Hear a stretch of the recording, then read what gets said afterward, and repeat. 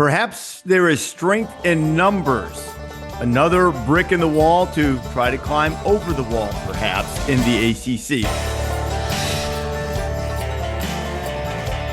This is the College GameDay Podcast for Wednesday, March 20th, right in the middle of the NCAA tournament, or at least in the middle of the first four as we record this, and instead trying to break grant of rights once again in the news. Pete Thamel is here with me, Rece Davis, and Pete, you've been covering these stories extensively for quite some time. Florida State, as most people know, has sued the ACC, has been countersued in response to the grant of rights and ultimately trying to exit the conference. And now Clemson has officially and publicly joined the legal battle. Where does this stand, and what does this mean in terms of the possibility that the Seminoles and Tigers will be playing elsewhere in the not too distant future? I think yesterday was hugely important symbolically, right? Clemson says in not so uncertain terms, we want to leave. Now, they didn't actually say they're leaving, but they said we want to leave. And if we leave,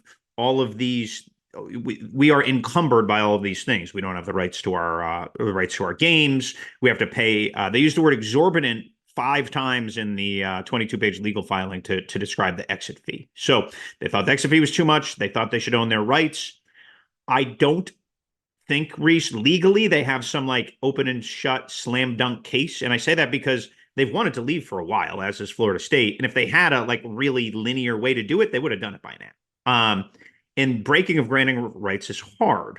So if you could break grant of rights, Texas would have done it in the state of Texas to leave the Big 12. So I think this is more, we're going to leave. We are now formally preparing for the fight to leave. And I think that's the ultimate significance of Monday with Clemson filing against the ACC. A really fascinating intersection. I was told it was coincidence, but the fact that this comes the same day the CFP is announced, because look, Clemson is competing for national championships. They have won 2 of them in the very recent past. I think 2 since 2016. They made 6 college football playoffs of the 10, right? So this is a program that spends at the highest level, wants to compete at the highest level. And the CFP deal basically memorializes for Clemson the fact that they are now going to be, let's just say, $30 million behind SEC Big Ten payments in TV every year, and now another $8 to $10 million behind in CFP. So that $30 million becomes $40 million. And just let's use South Carolina right down the road. South Carolina, if they make $40 million more annually, that's $400 million. That's just hard to keep up. And remember, we're in an era now where those resources translate directly to player acquisition. Now, the rules may not say that, but the resources directly translate to player acquisition. How you move the books and play 3-card Monte with the money, we'll let the associate athletic director for 3-card Monte figure that out. But at the end of the day, they legally declared an untenable future in the ACC. So it now really shifts, as I wrote yesterday, all eyes to North Carolina. Like, are they going to, is North Carolina of the ACC, of Tobacco Road, of the founding fathers of the league, are they going to do the same? And are we going to see a flurry of dominoes here, or are these two going to stay out on a ledge? I would say this: Florida State and Clemson were generally aggressive about this. Florida State talked aggression. Clemson quietly was diligent in its aggression. North Carolina, I would say, has been chatting, but still reluctant to maybe push the buttons that the other two have had. But everything is focused on them right now, and it's a really fascinating time, Rece. The last 3 years, everything happened the day Oklahoma and Texas in 2021, summer 2021, applied to the SEC. It has just been the massive domino that has completely changed the landscape of college athletics in a swiftness that few could have predicted. Neither Texas nor Oklahoma, to my understanding, challenged the Big 12 grant of rights. Now, that expired quicker than the ACC's, which run through 2036. And then ultimately an agreement was reached to allow Texas and Oklahoma to get to the SEC this upcoming season. But North Carolina is the crown jewel, and I think North Carolina didn't want to be perceived as the program that's breaking up the ACC if that's what happens, and maybe the ACC will still stand. The question to me becomes, Florida State and Clemson are ultimately going to get their way one way or the other, because you can't continue on with a conference where you have two prominent members who desperately want out. There have even been some who have said to me, why not just say, go ahead, here's what it takes or whatever, and get to an agreement and let them go. Because I get the feeling, Pete, and I wonder from the people you've talked to and your own intuition on this from having covered it, there comes a point for the ACC, if they continue to try to enforce the grant of rights and have members who are reluctant to be there, who are unhappy to be here, that is the way that crumbles the conference. And there might be a way to salvage the conference and maybe build around North Carolina or something if you let the unhappy ones go. Now, the tricky part is that North Carolina is probably a little unhappy too, truth be told, and Miami and some others. But the ones that are out front, I'm not saying just cave to them, but maybe find a way to just let them test the market, see what's there for them, and in the long term, maybe preserve the ACC. Is that a fair way to look at it? Is that a reasonable approach to it? It is, but here's the problem with realignment in conferences. And it's an age-old, I could give you an example from every league change that's happened in the 20 years I've been doing this. For example, Jim Clements, the Clemson president, was the most powerful president in the ACC. So a lot of ACC people were blindsided by this a little bit because Jim Clements has been their CFP rep. He's been in the room. He's been doing everything. And this goes back to when Mark Nordenberg did this to the Big East when he left for ACC. Mark Nordenberg was the Pitt chancellor, maybe president. I always get that mixed up. But and we saw it at Washington with Anna Mare Sauce. She was the most powerful person in the Pac-12, and then they left. So the problem with rallying around your best brand is your best brand is also the biggest flight risk. Mm-hmm. So it just becomes a dangerous game. Like, if BC and Georgia Tech are all in, their leadership just doesn't matter as much. Like you need to empower the most powerful, but the problem with the most powerful is they're the most likely to want to leave. So there is certainly a theory of saying, okay, let's negotiate a settlement, you go. Now, and we can get into this a little bit more. They don't actually have anywhere to go right now. And there was a rabid thirst for Texas for a decade, right? Like people wanted Texas. The Big Ten wanted Texas. The ACC went at Texas. Like everybody wanted Texas. Pac-12 wanted Texas. Pac-12 almost got them. Yes. Almost got them. Yeah. Yes. Like there is not. Now, there's only two leagues who can take them. And that's no offense to the Big 12, but they're just not in the right financial sphere. They'd make less money there. And it would be Brett Yormark will certainly try because he is a relentless deal maker, but I don't see that as a particularly viable financial option right now. So now some of those two leagues may be playing poker, right? They may be saying, okay, because of tortious interference, we don't want to declare that we want them. But we know this about Florida State and the SEC. Florida does not want them in the SEC. That is not subtle. That is loud and clear. And South Carolina is the same. Correct. Oh, yes. No question. Yeah. And I don't think that Georgia or Auburn would be excited to give the Seminoles the SEC flag and have them recruit in the backyard right there. So they probably aren't as vehement about it as Florida, but they're in the same, they're in the same thing. So, and I've said this and written this for well over a year. Florida State becomes viable for the SEC when the Big Ten starts to play footsies, right? Now, 12 months ago, this is a very different conversation, Rece, right? Or maybe 18 months ago, because Kevin Warren and Greg Sankey detested each other. So they would have gone, I used the joke of spy versus spy, right? Like one had in Birmingham, they had the periscope up, and in suburban Chicago, and they were watching each other. And that was what now Tony Petitti and Greg Sankey are linked at arms singing Kumbaya. and they're doing the back float in their piles of CFP money right now that they orchestrated that deal together. So realignment's changed too. Remember, the Big Ten's 18 teams, so you have to bring in schools that in theory can grow the pie to satisfy 18 mouths or 16 mouths in the case of the SEC. Now, you're not making money off any of these schools left. Maybe Carolina, definitely Notre Dame, maybe Carolina. The others, though, are valuable properties. And I don't want to diminish what Clemson has accomplished on the field or Florida State's brand. They're very good schools.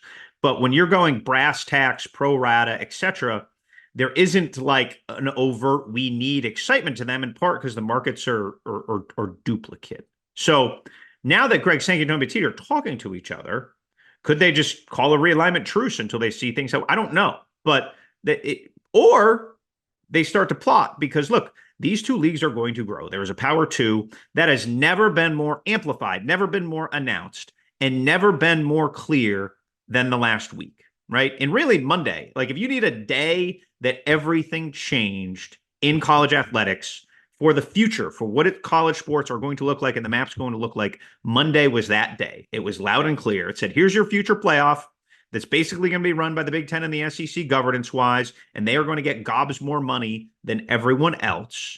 And Clemson legally files to say, hey, we want to join the rich guys. We don't know where we're going to go. We don't know how we're going to go, but we are going to try to untether ourselves from any legal entanglements in order to join them. Really, when they write the book, Monday is going to be its own chapter.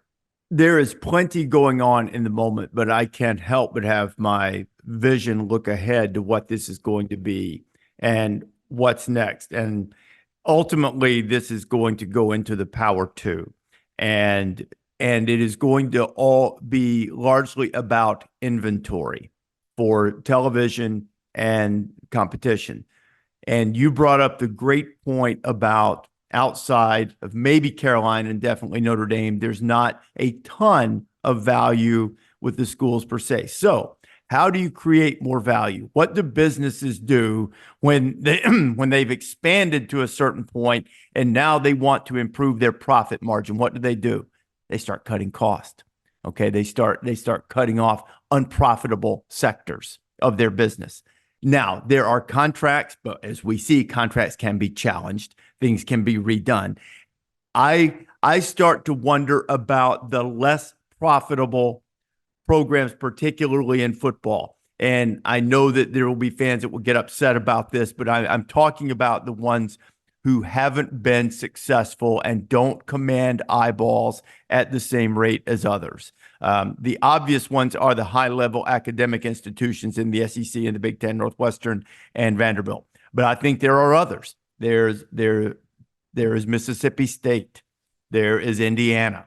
There are many others. I don't mean to single those two out per se, but there are some at the bottom of those leagues, which have been at the bottom of those leagues in competitively and also in terms of driving eyeballs to sets, in terms of generating revenue by making CFP appearances, all of those kinds of things that make them less profitable. And I wonder and I suspect and expect that long term at some point, and what does long term mean nowadays? I used to think it was 10 to 12 years, maybe it's 4, but I wonder if you start going, yeah, we don't need these lesser brands.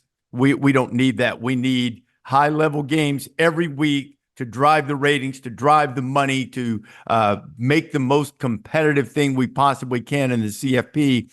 And we wind up not only with the Power 2, but then the Power 2, rather than expand in numbers, starts to lop off cost at the bottom. I don't think that's unreasonable. I think that could happen, and some of these programs that need to catch up better try to catch up, I think. Yeah, so it's interesting, Rece. One point here. I believe the Big Ten contract ends school year 2030, and I believe the SEC deal ends school year 34. Sorry, they're about to enter the 10-year deal with ESPN. So, what I would tell you is when those come, and this is speculation, pure speculation. Nobody's told me this. It's a long way away. the amount of money given from TV deals to Ohio State and Indiana and Alabama and Vanderbilt, and pick a have and a have not, right? I'm not picking on anybody, are not going to be the same. They can't be the same. There's zero chance they're going to be the same. Now, they're the same in the NFL. So I give them credit for that. But this is not the NFL, because at the end of the day, the Jaguars and the Panthers, not to pick on your Jags, they still rate the small market teams. So it's just different in college football. College football is so different. So I did sense. So when I went to the combine a week or so ago, I went over to Indiana to see Curt Cignetti, and nobody said to me, "We need to get good in football so we don't get left behind." But like, you could like feel it in the walls. We need to get good in football or we're going to get left behind. And so that's really where all this sits right now. And look what they're building at Vanderbilt. I mean, it's like, I don't even know how many hundreds of millions after like decades of apathy and eating at the trough for free. Comeuppance is coming right now. And they know there's a chance we get left behind. We better build, we better invest, we better hire great coaches, we better be competitive, we better make bowls, we better rate, because if we don't, all these pressures that are shaping college football right now are going to shape us out. I don't know how, well, I do know how I feel about it. It makes me sad, actually. I understand it because, as you and I have talked about privately many times, on issues like this, on player movement, things of that nature, I'm pretty pragmatic, and I understand that it's a business and that you have to pursue your own best interest, because if you don't, no one else will do that for you. But because of my affection and affinity for the history and the nostalgia of the sport, and my belief that there is great value in the age-old arguments of my conference is better than yours, and that there's a buzz that is generated by the fact that fans like to argue about who's number one, whose conference is better, whose schedule was more difficult. All of those things have a bit of an intrinsic value that is unique to college sports that in some ways could be lost, and potentially in some quarters diminish the appeal. Or at least, if it doesn't diminish the appeal, it at least keeps it from being different from the appeal of any other sport. And because of that, I'm concerned about it, but I understand and sad about it. But I understand the pragmatic need for Florida State and Clemson not to fall behind in a revenue standpoint. And it's hard to be angry at them about that, because it's business. And for people who try to imply that this is anything other than business, it doesn't mean that you can't educate players in addition to. Nobody's saying that it's just one thing and not the other. But it is first and foremost a business enterprise in the entertainment industry, period, full stop. That's it. The other things are in addition to. They are not the primary focus, no matter what people would have you believe. Yes. I mean, I could not agree more. And it was interesting to read the, I think, 22-page Clemson filing yesterday, because there was a little bit of piling on there, a little bit of, it was not as loaded in language as Florida State's, which like tried to paint the ACC as incompetent businessmen and all this stuff. But it did have some like, this is the viability of our university. This is, look, the era we're in right now in college athletics, Rece, like everyone's a carpetbagger. They just are. That's just where we are. The coaches are, the players are, the ADs are, the media who covers it are, right? Like, it's just where we are and where this is. And that's not a complaint. It's an observation. Like, I don't think many people are going to watch March Madness differently. I don't think many fans of fill in the blank state U or private school U who on August 31st are going to, have their favorite team's game circled and get ready to watch game day in the morning. I don't think a lot of that changes, but the business has changed radically. And the business is changing radically because it didn't change significantly for a generation when it should have. When all the market forces were clearly indicating change should happen, it stayed static.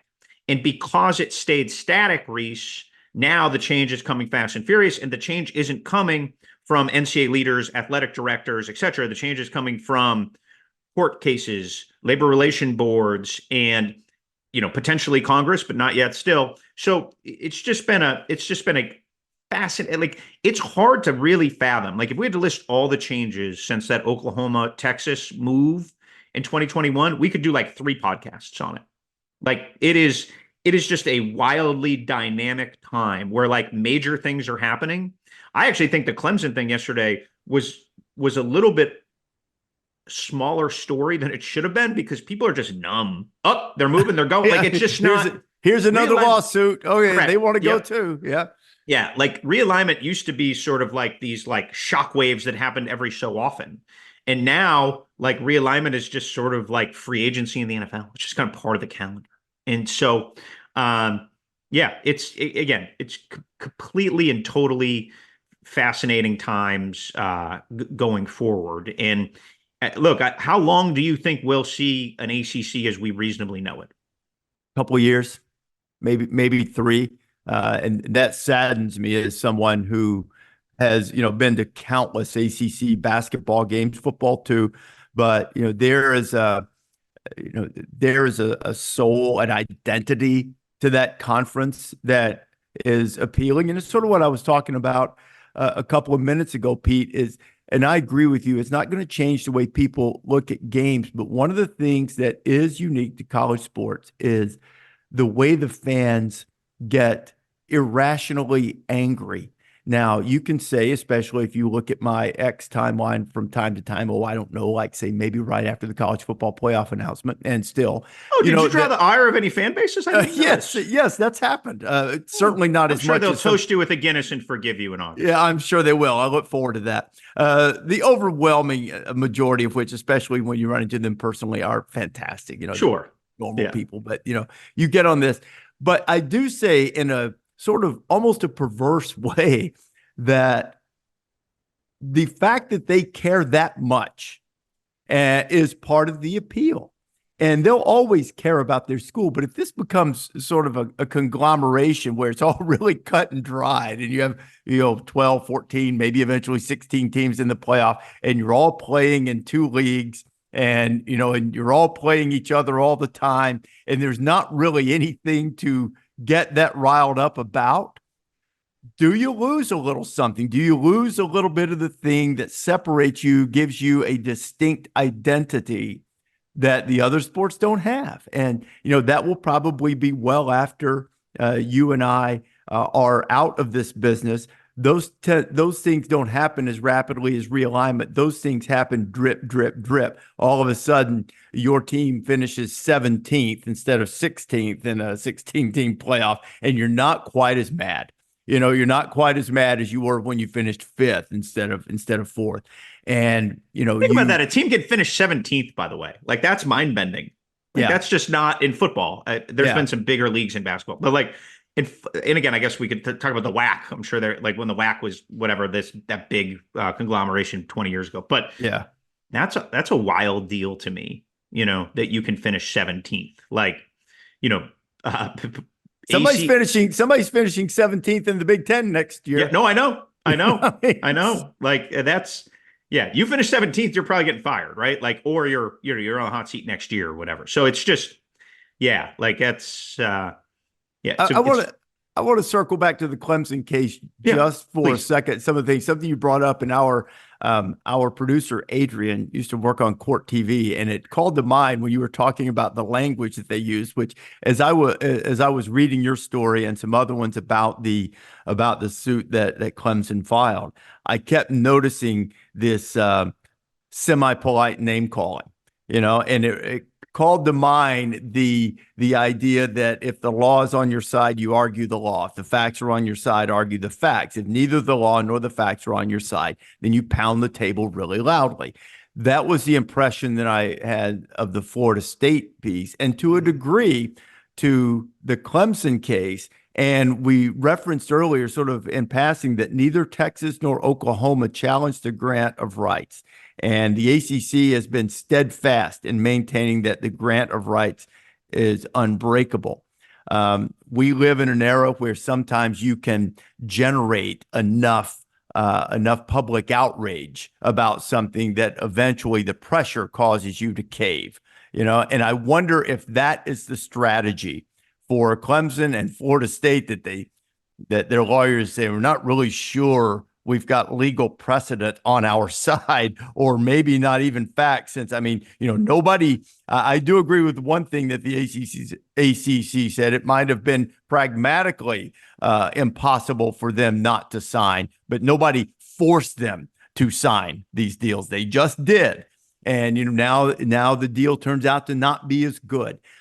I wonder if the whole idea is, we don't think we can win on legal technicalities, but we think we can win with public pressure and outrage and that type of thing. Do you look at it that way? Yeah, one thing, Rece, that I've learned in covering a lot of lawsuits and everything is I have to know what I don't know about law, right? So I read Clemson's case, read it closely, and their grant of rights case was basically we only owe our content to ESPN if we're in this ESPN deal. They just basically tried to read it differently and then gussied it up with some loaded language.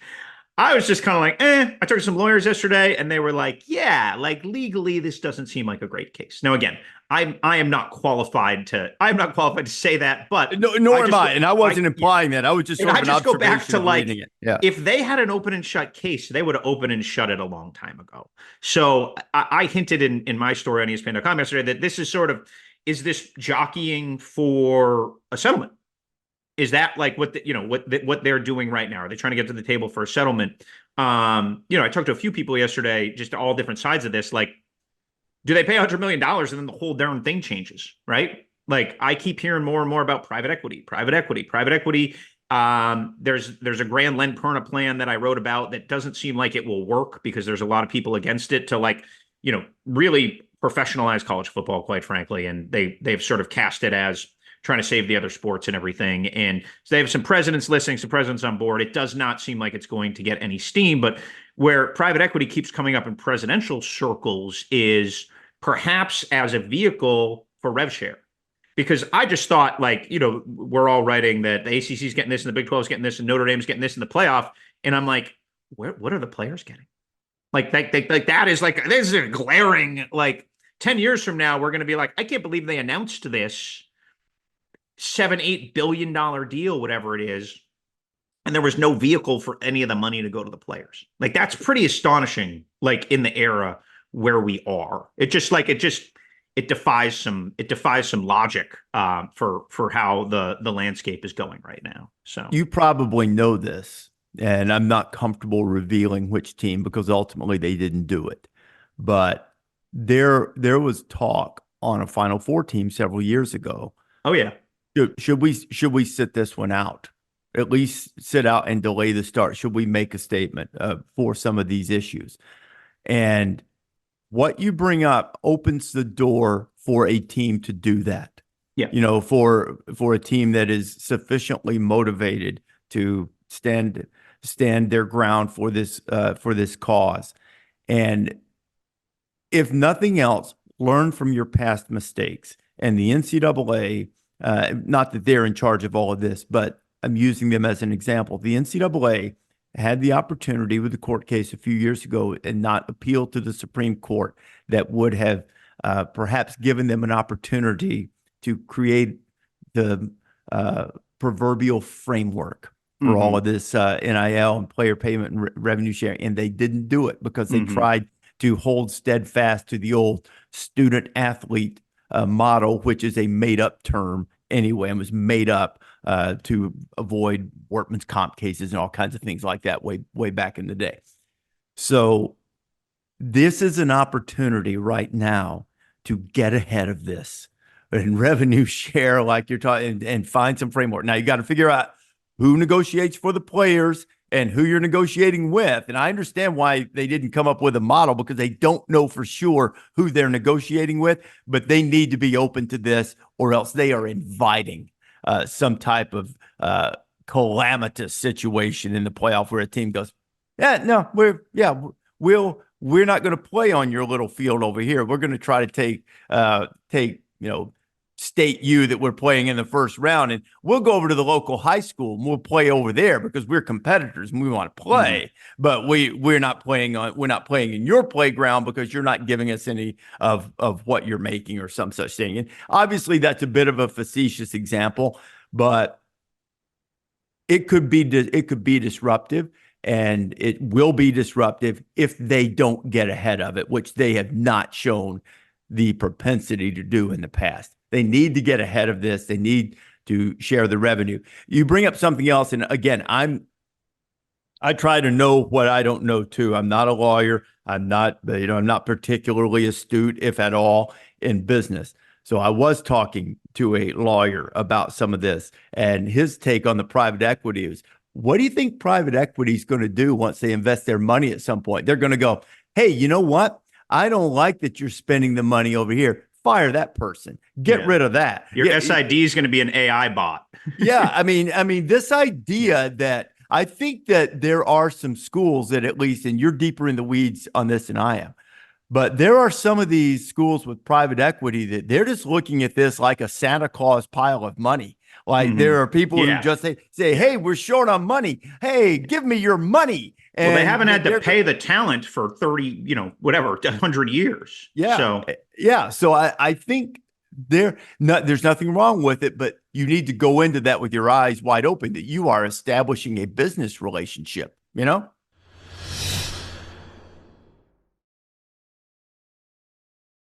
Well, Pete, we wanted to talk about this. It's a big deal. You made the point that probably the Clemson story a little bit underplayed, given the tournament, given some other things that are going on in college football and in college sports. We wanted to give it its due. Don't know when it's going to happen. I'll feel sad if the ACC loses these two. I'll feel happy for Clemson and Florida State if it happens, because they're great programs who've won a lot and will bring a lot from a content standpoint, an inventory standpoint, if they wind up in one of the other two leagues, if that's the way it goes. But, we wanted to make sure that we addressed this and gave it its due. We don't know when these things will play out in the long term, but things are playing out in the short term that called to mind the word that you used earlier that applies to all of us, including us in the media, where we go for the best deal, or we go what fits our personal interest best. And because of that, you have just moments ago, as we record this, have broken the story that Nebraska has a new athletic director and Washington is on the hunt for the second time in less than a year. Just this morning on ESPN.com, and I guess we should say Wednesday morning because we don't know if people are going to listen.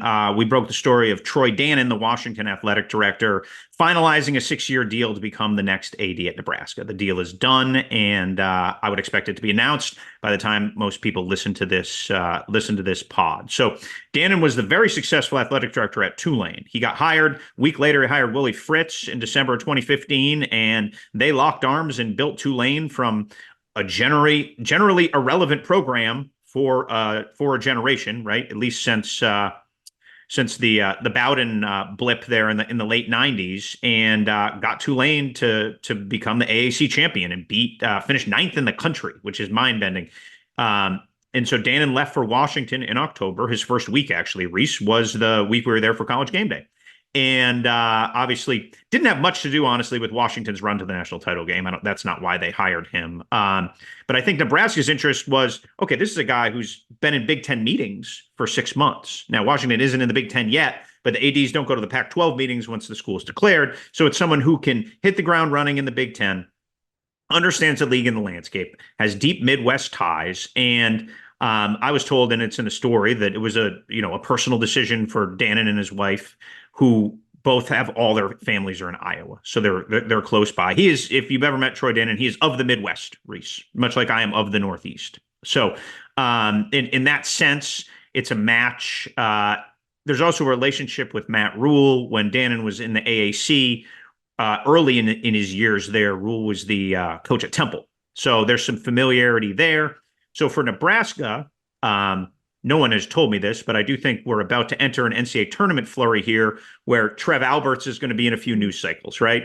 I mean, oh, yeah. You think? I mean, how about the committee pitting Nebraska and A&M on both sides. I texted with a committee member and I said, you guys are unbelievable with this. And he goes, oh, I wish we were that smart. I'm like, go ahead and I said, you guys say that every year. There's no way that people sat in that room. Now, I'm not saying they should have moved it. That's the way it came up. That's the way it came up. They shouldn't have moved it because of that. But I find it impossible to believe that nobody in that room, either room, men's or women's committee, looked at it and said, Nebraska, Texas A&M, Trev Alberts. But it does beg one question. I noticed online that they're in Nebraska, they are selling shirts. I do not know how well they're selling, but they're selling shirts that read Benedict Alberts on the front. You might see a few of those at some of the games.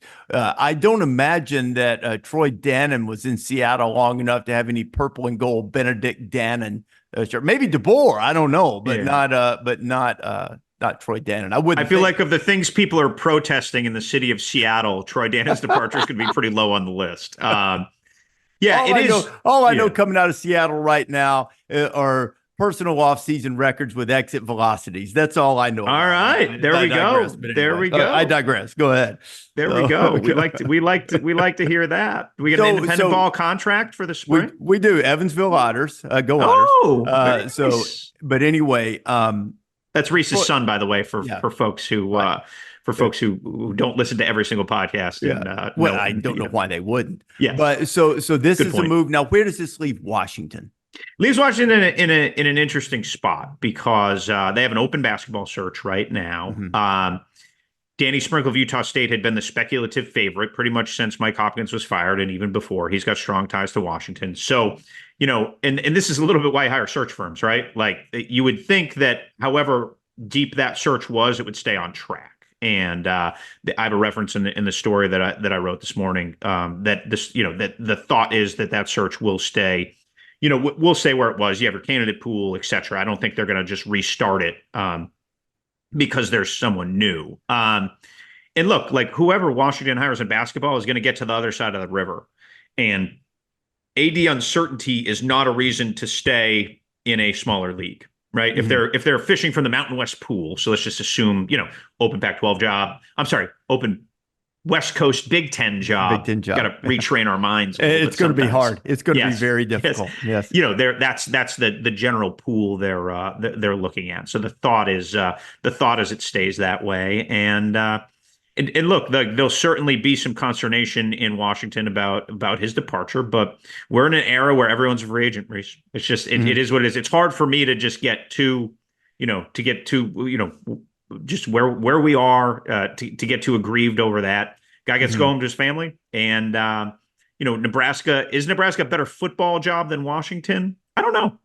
I don't know, but it's in much better financial shape. I'll tell you that. When I was there to see Rule in the spring, I was told that it's the only by Trev Alberts, it's the only Big Ten school to not have any outstanding debt. Mm-hmm. So you imagine they had a generation of just awful football and everybody just marched through the turnstiles and paid the bills and nothing was behind. They have a $400 million, a beautiful facility that I threw on a hard hat and toured. Like they are fortified for the next generation there. Their NIL is in good shape. They obviously have Dylan Raiola, coming there. So, he made a family decision, and Washington will get somebody else who's going to have to leave and irk that school's athletic department. So, well, I think it's for whatever, and I'm still flabbergasted by Trev's move, just because of his affinity for the place, which now has been, jeopardized, at least not his affinity, but the affinity towards him. But he certainly left it in great shape, much better than he found it. And Troy Dannen will be the benefactor of that. And, so we'll see. And along those lines of people doing what's best for them, the really shocking news also that the left tackle, Alabama's erstwhile and perhaps future, again, left tackle, Kadyn Proctor, who left to go home to Iowa. Apparently there were some, personal draws there to bring him back home. He had originally been committed to Iowa. He's from Iowa. And he doesn't even make it through the spring. And he apparently, by all indications, is on his way back to Alabama, which he will be able to do and not lose eligibility because of the transfer rules right now. There are no rules, Rece. And it's yeah, right. That's a better way to put it. It's incredible, really. I mean, and I don't begrudge Kadyn Proctor leaving Alabama to go to Iowa nor coming back. But I mean, it does. You know what it does? The one thing I thought when I saw this, it does give at least anecdotal fodder to those who are saying a lot of these decisions are not well thought out and not that they're being made rashly. Because clearly, if you leave a place shortly after a playoff appearance, a place where where he struggled quite a bit over the course of the season and struggled some in the playoff game, but the future is huge, no matter whether he plays for Alabama, Iowa, or whoever he plays for. They stuck with him, and then Iowa stuck with him, maybe to their somewhat embarrassment, sending him text over the course of the season, just hang in there, maintaining the relationship, so to speak.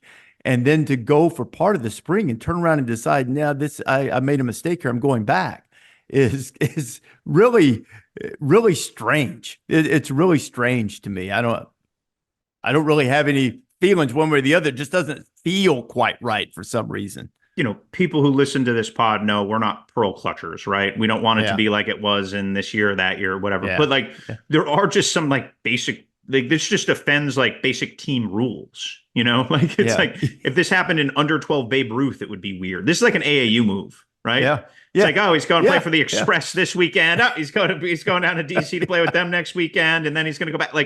It just at a certain point, you need guidelines. It just can't be total free agency. And again, this is not Kadyn Proctor related. This is let's step back and look from the macro related.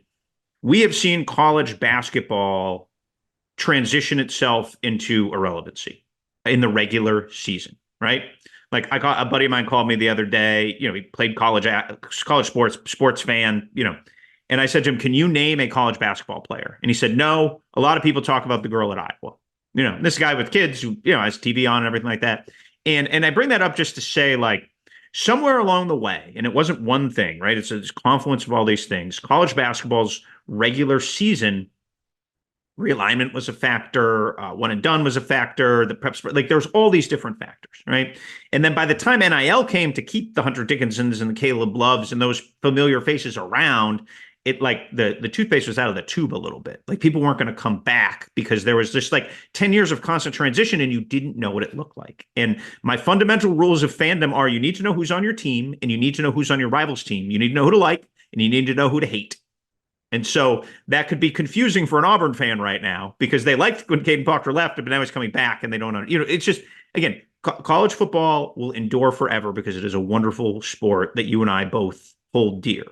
But there is sort of if this just becomes some unrecognizable churn, look at social media on Monday after the NCAA bracket is revealed. It's this guy's in the portal, this guy's in the portal. And it's just if you follow the sport, you're not looking at the bracket. So again, I am all for evolution. I am all for transfer. I'm for change. But you need to set the paradigms of your sport up so that people can follow it.